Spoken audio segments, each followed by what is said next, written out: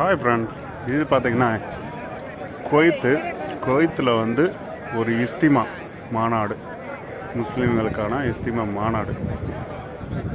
மாநாடுன்னா எல்லாம் ஒன்று கூடி அப்படியே ஒரு பயான் மாதிரி பேசி இது பண்ணுவாங்க. பயான் பேசுவாங்க.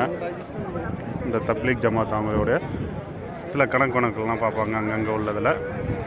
இது வந்து குவைத்தில் இன்றைக்கி நேற்றுலேருந்து நடக்குது.